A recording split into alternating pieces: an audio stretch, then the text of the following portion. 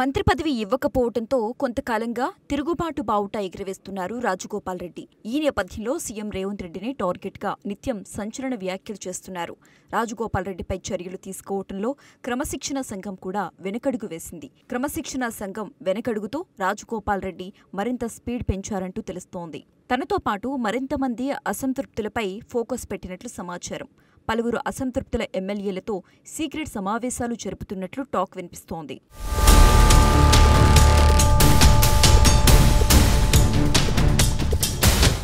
ఈ secret meeting పై తెలంగాణ రాజకీయాల్లో జోరుగా ప్రచారం జరుగుతోంది. రాజగోపాల్ రెడ్డికి మంత్రి పదవి ఇస్తామని హామీ ఇచ్చి ఇవ్వకపోవడంతో రాజగోపాల్ రెడ్డి చాలా అసంతృప్తిలో ఉన్న విషయం మనందరికీ తెలిసిందే.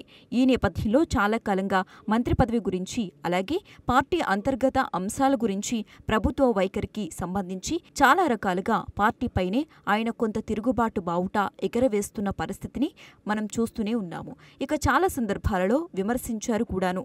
సీఎం రేవంత్ రెడ్డిని పార్టీ వైఖరి గురించి ఉద్దేశించి మంత్రి పదవి కోసం ఆయన చేసిన వ్యాఖ్యలు హాట్ టాపిక్గా నిలిచాయి.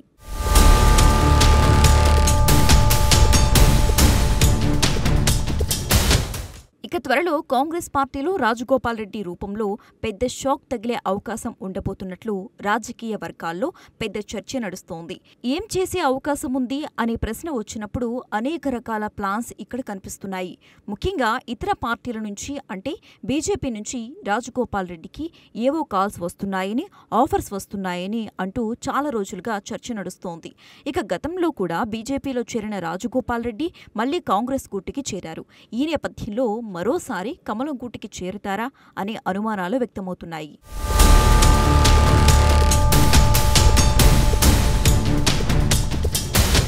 ఇక ఈ టైంలో రాజగోపాల్ రెడ్డి కొంతమంది అసంతృప్తుల నాయకులతో చర్చలు జరుపుతున్నారంటూ సమాచారం అందుతున్న నేపథ్యంలో రాజగోపాల్ రెడ్డి ఏదో పెద్ద ప్లాన్ వేశారంటూ పలువురు ఓ అంచనాకు వస్తున్నారు. ఈ నేపథ్యంలో తెలంగాణ కాంగ్రెస్లో ఏం జరుగుతోంది? రాజగోపాల్ రెడ్డి కేవలం బెదిరిస్తున్నారా, లేక నిజంగానే రేవంత్కి వ్యతిరేకంగానే పావులు కదుపుతున్నారా అనే గుసగుసలు అయితే వినిపిస్తున్నాయి.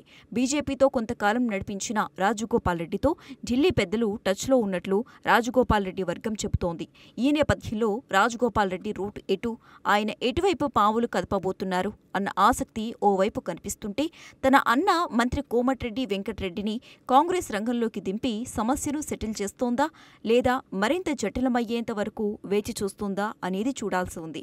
ఏది ఏమైనప్పటికీ తన కార్యాచరణతో ఎప్పటికప్పుడు రాష్ట్ర రాజకీయాల్లో సంచలనంగా మారుతున్న రాజగోపాల్ రెడ్డి నెక్స్ట్ ఏం బాంబ్ పేలుస్తారన్న సస్పెన్స్ సర్వత్రా కనిపిస్తోంది.